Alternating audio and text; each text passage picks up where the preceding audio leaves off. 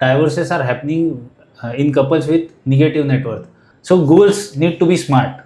They need to be specific. They need to be measurable. Yes. They need to be achievable. They need to be realistic, and they need to be time bound. A term plan or pure life insurance, I'll say, is basically replacement of your income. Right. So you should have at least 10 to 15 times of your annual income cover in case you're buying a life insurance policy. So for example, if you give choice to a small kid, let's say 3-year or 4-year-old, and if you give them option of 5 chocolates in one hand and 2 chocolates in another hand, what they'll do? Obviously, they'll go for 5 chocolates. No, actually they will go for 5 and 2 both. Yes. Right. See, so a skydiving experience, I would love to get it in my 30s or 40s. Right. Beyond that, I will start, probably I'll be afraid of taking risks. Right. Because of the responsibilities back home. Right. So you have to analyze these things, and accordingly, if you plan, it will be a seamless experience. Right. So knowing what is your enough is very essential.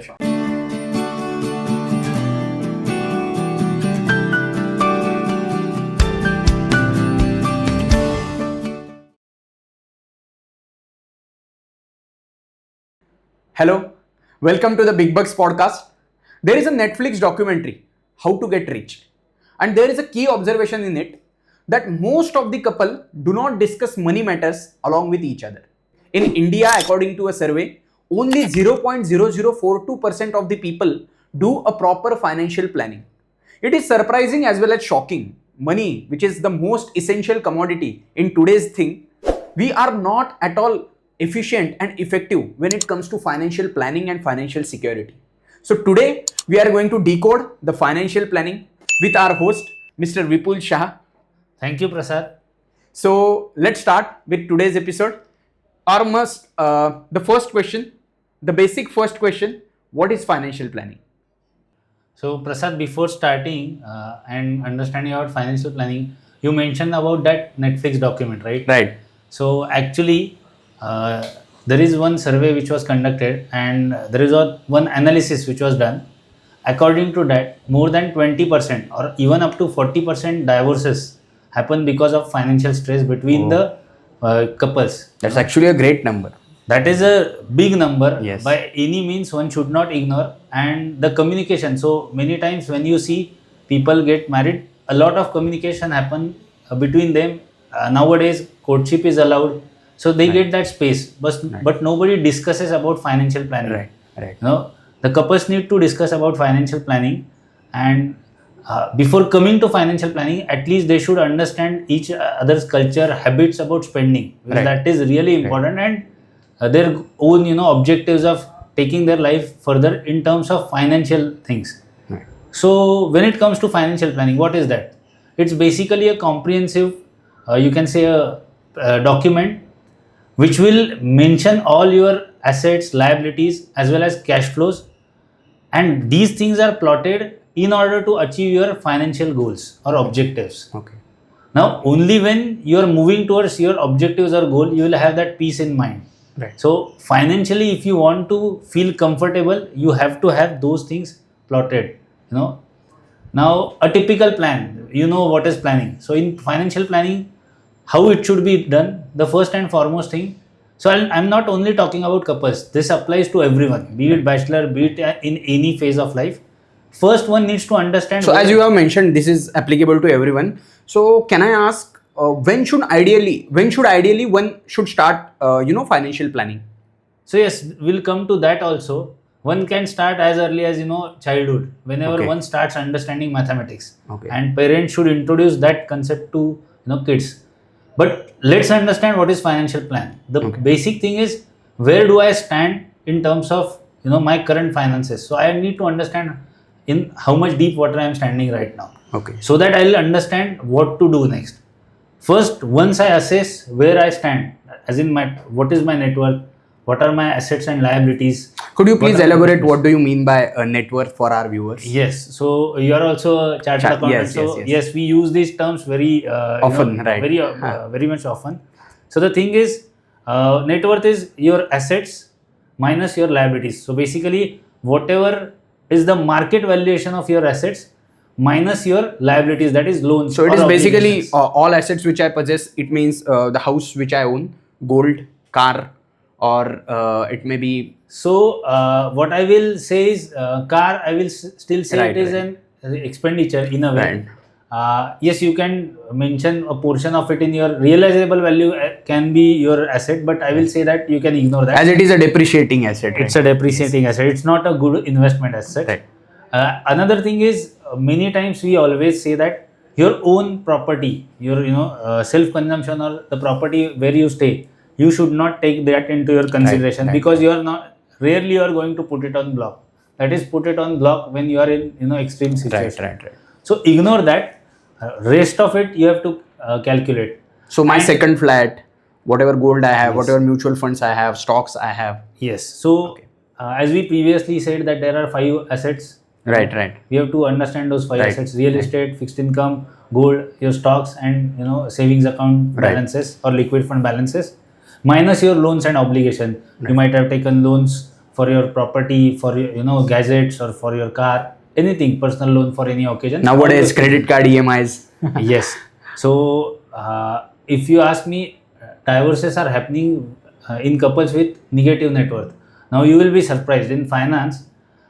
We rarely come across this kind of concept, right? Negative net worth. But what is happening in current situation is a lot of couples are borrowing out of their future income, and those cash flows they are utilizing to borrow right now. Right. So their net worth might not be that much. So because of their earning potential, they have borrowed a lot.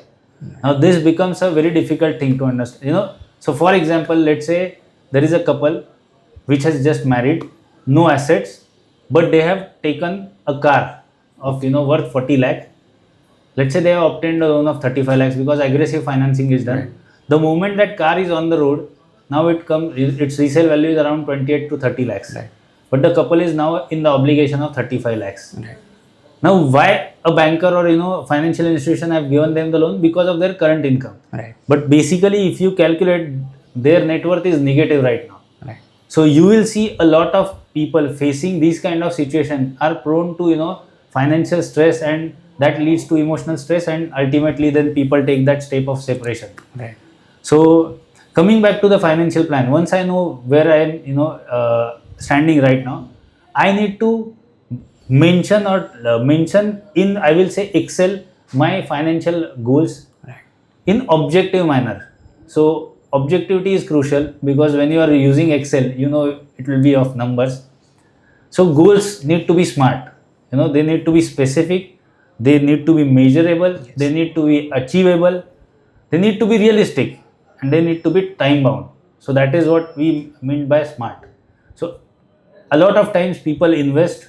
I'm giving you example of investments, but they don't know where they are heading. Right. So in that case, they get swayed by the market movements. Right. Be it in equity, be it in real estate, be it in gold. So because of the prices, they will be influenced by the prices. Right. So to avoid this, if you have your objectives mentioned, then you can chalk out a plan or derive an investment strategy that how you can reach there. While doing so, to have peace of mind, you have to have your emergency corpus ready. Right. It should be at least 6 to 8 months of your expenses Okay. plus whatever investments you are going for achieving your long-term objectives. Okay. So many times people think having just 6 months of expenses is enough. No, it is going to hamper your long-term plans also. So if let's say my monthly expenses are 50,000 and I am investing 50,000 worth SIPs for my long-term objectives, then for me monthly requirement is 1 lakh. So my emergency corpus should be 1 lakh into 6 months to 8 months, that is 6 lakhs to 8 lakhs. Okay. Unlike someone else would say 50,000 expenses into 6 months, that is Right. 3 lakh. Right. So the ideal thing is you should also include your long-term investment, which you are planning for to achieve your long-term goals. So basically, my long-term investment should be the part of my emergency funds as well. Yes, long-term commitment towards your long-term Long-term goals right, should right. be part of your emergency corpus. Right. So those goals, as I said, it should be smart. It should be also split into short-term, medium-term, and long-term. Long-term. Once you split it that way, deriving an investment strategy becomes an easier aspect. While doing so, we always say there is important thing in form of insurance which one should consider, because that is available. Insurance protects you. A term plan or pure life insurance, I'll say, is basically replacement of your income. Right. So you should have at least 10 to 15 times of your annual income cover in case you're buying a life insurance policy. I think term insurance is a separate topic for discussion. We will Yes. definitely cover that in one of our next episodes. But whatever you have said right now, so to summarize it quickly, basically for our viewers, if you are watching this episode, please make sure you are having a pen and paper with you, or at least an Excel sheet in front of you. You have to list down all your income sources first. Then you have to decide what are my goals, right? So your goals should be bifurcated into 3 types, that is short term, medium term and long term, right? Okay. And then you have to plan accordingly. Yes. And when you do this, while doing so, take help of an expert into this field, or there will be apps, there will be softwares which will be available. Use them, deploy them, and then take this journey forward. So this is what is about plan. And naturally, in any planning, what you do is monitoring it and reviewing it if necessary. So if you follow these tips, I will say that you are moving towards financial planning, and then there are higher chances of you achieving your objectives. So unless and until you don't know the goal post, you will not move towards that. So that is why it is important for us to have having a comprehensive. I think you have to follow a practical approach as well, because I have seen, I want to buy a house. Let's assume I want to buy a house, and my current level of income is, let's say, somewhere around 60,000 to 80,000 per month. So if I want to buy a house in a span of 2 years, so I have to analyze it first, that it is not possible to buy a 1 crore or 2 crore house in a span of 2 years. Yes. So that's why it is so much important to list down your goals according to your what I would say investment tenure. So as I told you, in case of smart, this is time bound. So right, and then it becomes unrealistic. Right. So neither this becomes a realistic goal or a time bound goal. So that becomes a challenging thing. So please make sure your goals are what I would say more on a rational basis and on a realistic basis. Yes. Another important thing which you were asking is when to introduce this. Right. See, I have a passion towards making people financially aware, and it starts right from childhood. Right. Fortunately, in our generation, in my generation at least, we have seen that there were relatively less resources, I will say, and attractions were not there that much. Right. In case of today's kids, there are lots of options. When during our childhood, there were no mobiles, no smartphones. Having a color television was also a kind of, you can say, luxury. So that is the era through which we have gone by. Now, if you analyze right now, kids, most of the people who are probably watching this kind of podcast, they are upper middle class, or rich class, right. And they have seen kind of poverty or middle class background, right. And now what they feel is they should offer everything to their kids, right. And in that process, kids feel that whatever they want, they can have it. Right. Now here I want to differentiate. There is a difference between need and want. Right. So need means it is absolutely necessary thing. So as we know, food, clothing, shelter are basic necessities or needs. And then mobile and Wi-Fi. Now, yes, now we can live without these things, but we cannot live without mobile and Wi-Fi. But the thing is, so differentiating between needs and wants is an important thing. And how to introduce these concepts to kids is very simple. You start with a very small experience. As long as they come to understand, basic mathematics. Let's say they know basic addition and deletions. So, for example, if you give choice to a small kid, let's say 3-year or 4-year-old, and if you give them option of 5 chocolates in one hand and 2 chocolates in another hand, what they will do? Obviously, they'll go for 5 chocolates. No, actually, they will go for 5 and 2 both. Yes. Right. So, what will happen is, now if you give them choice that only one hand you have to choose, they will go for 5. Right. So they are smart enough to make those choices. Now introduce them a concept that, let's say, today we are moving out. Normally, when you move out and when you go to a garden or a park, there are many attractions outside. Then you can say that you have a, let's say, 100 rupee budget. Within that, you can have a 30 rupees of ice cream, 30 rupees of merry-go-round ride, and 40 rupees of, let's say, entry ticket to zoo. Okay. Or else you can choose to use these 100 rupees for only a particular game. or 100 rupees of, say, pizza. Right. So give them choices. If you say no to them, what happens is it hurts their self-esteem. Right. That we are dictating their choices. Right. That should never be done. Right. So what you should do is give them choices. So right from childhood, they would understand that we have limited resources and we have to allocate them efficiently. That is the first step in any budgeting or any financial. Right. I'm having a sort of nostalgia here. We used to get, pocket money and we have to manage our finances.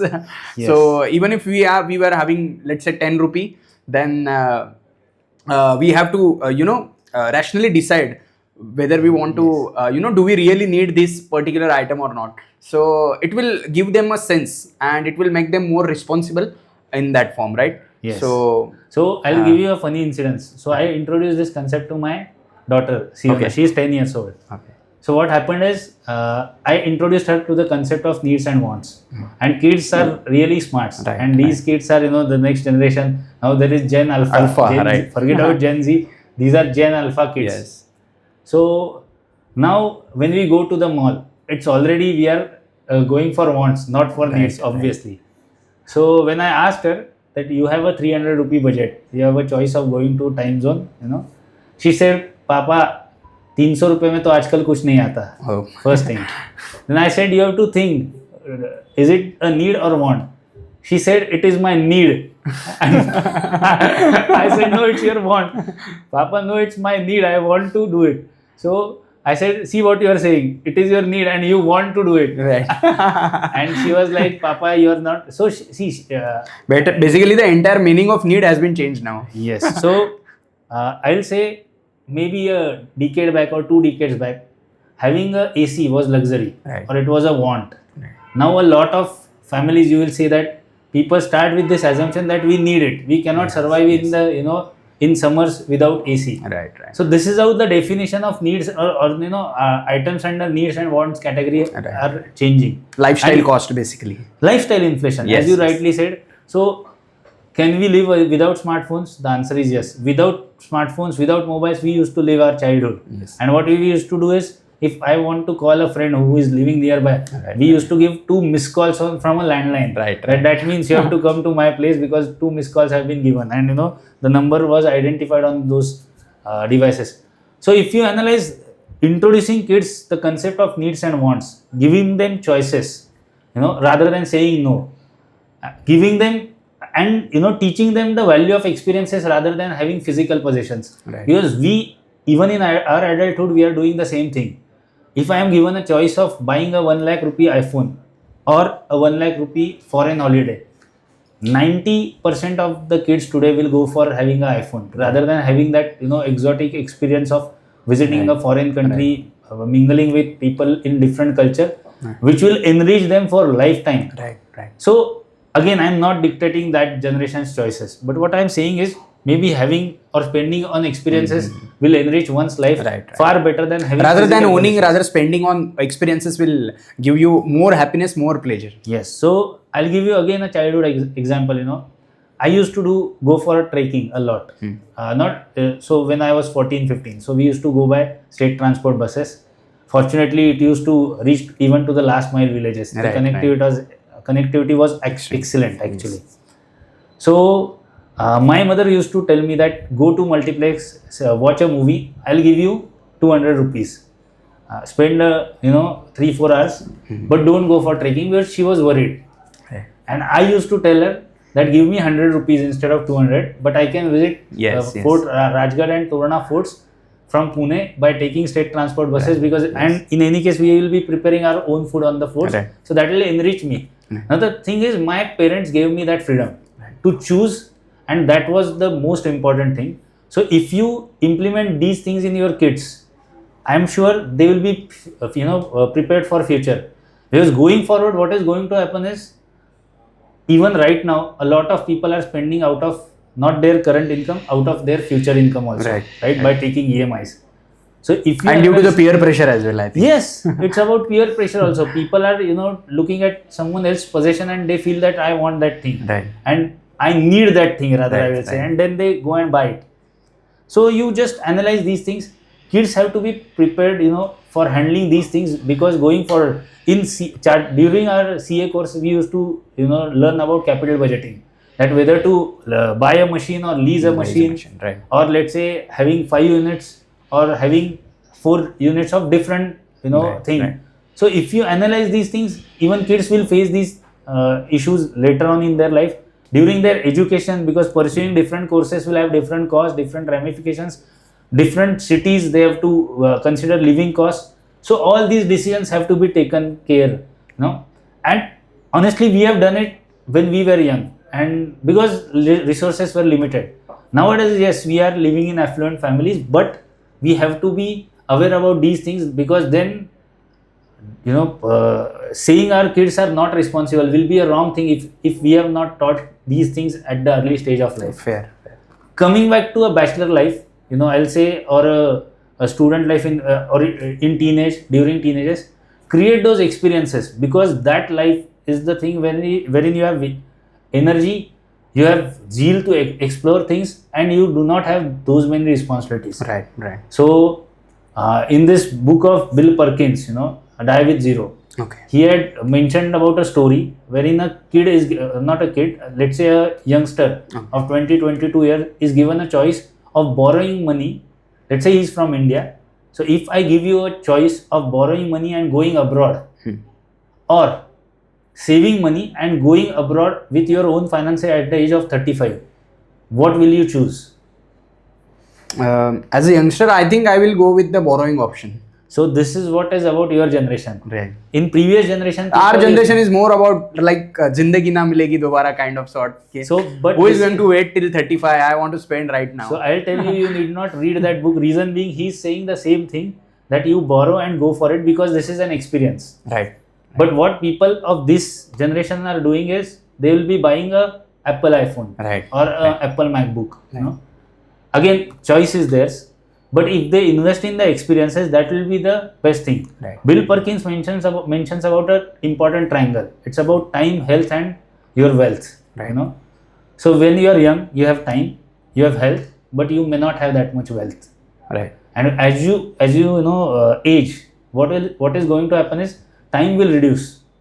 Your health will be in a way deteriorating. You will peak out during 35s to 40s. Right. Barring those Ironmans who are still running even after 40, and barring millions so much of the world. Right. So you will see, from 40s your health will start going down. So your wealth peak will come between somewhere after 60 or 70, or for some people, if they are invested in equities like Warren Buffett, that peak will be lifelong till their death. They will keep on compounding their wealth. So the thing is, one has to understand what is his time peak, health peak, and wealth peak. Right. And one has to plan accordingly. Okay. I will suggest, so a skydiving experience, I would love to get it in my 30s or 40s. Right.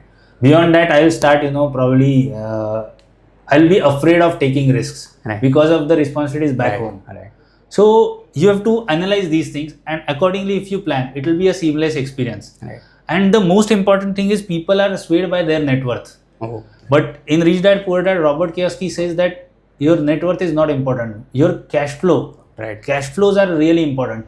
So having one's cash flow analysis is the most critical thing during your financial planning. Right. Yes. So just to summarize it quickly, what you have mentioned right now, it is basically a win-win situation for your child. You are making them responsible, as well as you are educating them regarding their finances. So it is one of the greatest exercise that everyone could do. So let's consider my example now. I am a chartered accountant. I am recently married. So I am having a cash flows of, let's say, 80,000 to 1 lakh rupee per month. So how should I plan my finances? So first thing is, you say that you are married, right? Right. So post marriage, you have to consider your spouse also in your financial planning. So you have to actually go to any financial expert, be it a distributor, advisor, or anyone who is guiding you on this. You have to go together, for a simple reason, that person is now a part and parcel of your life, and having common objectives is a rare thing. Right. So a lot of tussles happen when couples will have different financial objectives. Right. So you need to discuss before going to the distributor or advisor or any person. You have to understand what are your common objectives. Right. Plus, do you have scope to achieve your individual objectives? That is more essential. See, two people will be obviously coming from different culture, different habits, different thought processes, and different financial backgrounds. Right. So you are a chartered accountant, so what I can say is you have a great potential to earn in future.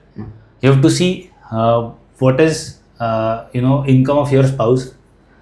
At least in Indian setup, we need to understand that post marriage, during kids planning, break happens for a career. Right. So that has to be considered also. Right. Because a lot of people plan initially, and a lot of couples buy swanky properties for themselves for consumption, and then when kids planning comes into picture, they suddenly feel that now the cash flows are not matching regarding their EMIs and everything. Right. So you have to be very clear. And from हम दो हमारे दो, अभी हम दो हमारा एक. So now you have a concept of DINKs, double income and no kids. Right. So this is a very challenging setup. We are already seeing societal impact on that. So what is happening is, recently in a survey in India, highest number of teenagers cleared their college exams and they came into job market. And in decades, the lowest number of people or kids have taken admission in nursery. So you can say that already in India, reproduction rates are coming down. This is what I heard in one of the seminars which I attended recently. So if you analyze these things, accordingly planning is essential. Right. A lot of couple now feel that raising kids is now a very costly affair. Right. So they are really thinking about it. Right. And in a way, I will say that the entire society has become self-centric. Right. That whatever I want to achieve, whatever my dreams are, there are no family goals as such. Right. So they just want to achieve their own objectives in life. So be it. You have to be clear. It's their choice, I think. It's their choice. But again, I will tell you that there are couples in which a husband wants a kid but wife doesn't want it, Right. or vice versa. Right. So now this is a very tricky situation. So that is why I told you, one has to be in discussion. They have to chalk down their individual objectives as well as family objectives. Go to a counselor, or an expert who will guide them about all these things, and then only they should take steps. Taking it in isolation is really, I will say, a difficult thing, and then a lot of differences will happen. I have seen examples of people hiding their resources or income or investment from their spouse, Right. for right or wrong reasons. But I'll tell you, this may lead to a lot of financial, stress, or rather communication stress, leading to further issues in their married life. So one has to be very clear, and it's better, I think. There are premarital counseling happening a lot nowadays. People are at least opening up. I will suggest, or I will say that a premarital financial awareness counseling Right. should also be done Right. Right. to have a smooth financial journey post marriages. But marriage is not just about physical and mental compatibility. It is about finance as well. Yes. And going forward, what is going to happen is, now if you move a bit further after having kids, one needs to again plan for different Right. things. So few things are must, in an Indian setup. First is retirement planning. So my grandfather need not do any financial planning, for a simple reason: there was a family support and all those things were there. And rightly or wrongly, after realizing this, 1956 LIC came into being, and then And I think our grandparents used to work at one company. They used to have PF, and the interest rates were high. FD rates were around 10%. PPF rates were around 12%. So it was fine to work in a company, and there was a least uncertainty, I would say. And Nowadays, if you consider uncertainty, then it is too much difficult to plan a finance for the future as well. So back then, I'll say needs were limited. Right. So naturally, people were happy with whatever Right. resources they had. Right. Nowadays, we have this 50-30-20 rule and all Right. those things. So for couples who are recently married, or I will say who are in 30s, they should strictly follow this 50-30-20 rule. 50% for your needs, 30% for your wants, 20% should go into your savings basket. See, And this is out how of that it has to be. 20% also, I need to bifurcate between short term, long term, and medium term, right? Yes, you have to allocate this as per your objectives. Because considering my generation, now we want to travel at least one country in a year. Then we, along with that, we have to retire early as well. So basically, we have to consume also we want to retire early as well. So we want to feel that financial freedom as early as we can. So that is the concept of FIRE. You know that, Right. Financially independent and Retirement retiring early. Right. So yes, so if you choose right asset class, if you walk on the right path, if you choose right asset allocation, this financial journey, financial planning journey, or you will be achieving whatever objectives you have. But yes, in every stage of life, it is a must. It's an ongoing process till the time, even in your 70s, 80s, you will still be facing that, because then you have to go for inheritance planning also. Right. So a lot of things come into picture, and this is how one has to think. And if you choose right asset allocation, if you save properly and invest properly, because again there is a difference between savings and investment. Right. So if you save properly, Could you please elaborate on this savings and investment? So out of my income, after expenses, what is left is my savings, and only when I channelize these savings into proper investment or proper asset classes for generating income out of it, that will become a fruitful investment. Okay. So I will say savings is a first step, Right. and not the last step, or it is not equal to investment. Smart investment is something different, so compared to just saving. So a lot of people, so Indians are really good savers but poor investors. This is what I used to say. Because if I am having money lying down in my bank account, let's say saving account, I am earning say 3-4% on that, which is far low as compared to inflation and lifestyle cost. Yes. So I used to say this, that Indians are poor investors, and especially I used to say that housewives are poor investors because they were investing everything in gold. Right. But I have considering the last 2 years, yes, right? Considerably, They are the greatest investors of all time. I will say that forget about Indian housewives. Even world's central bankers are now acting or following Indian housewives, footsteps. Reason being, they are also amassing gold. But whatever it may, it may be. So it's about asset allocation. Asset allocation is crucial. Each asset class will have its own cycles. But if you remain, steadfastly invested in various assets as per asset allocation model, looking at your objectives, I think your financial planning journey will be amazing, and you will be at peace of mind. Okay. And once you have that peace of mind, I'll tell you, peace of mind in financial area will bring a lot of stability and peace in the overall life as well. Because 70-80% of the stress in the family happens because of these things. Right. When you have that abundance, then that helps in having a peace in. Then the issues are different. Yes. See, then the issues will be growth. I'll tell you. Then the issues will be growth. Right. And if you have issues about how to grow and where to grow, that is the best. You are lucky, rather. Yeah. You are the luckiest person. So that is what it is. Right. So whatever we have seen till now, let's quickly summarize. So basically, financial planning is not just about savings; it is about investment as well.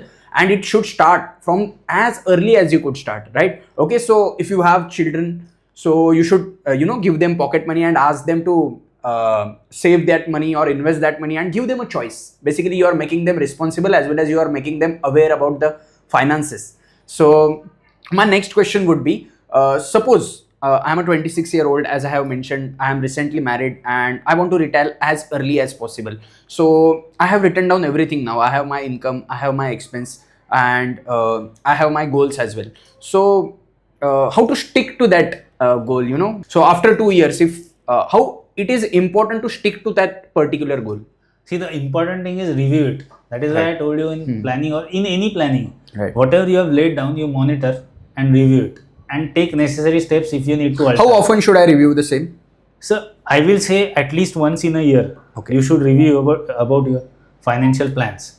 For a simple reason, your goals will be changing. Right. Though I will say that you want to retire. So today you might feel that you want to retire in your 60s, or 50s.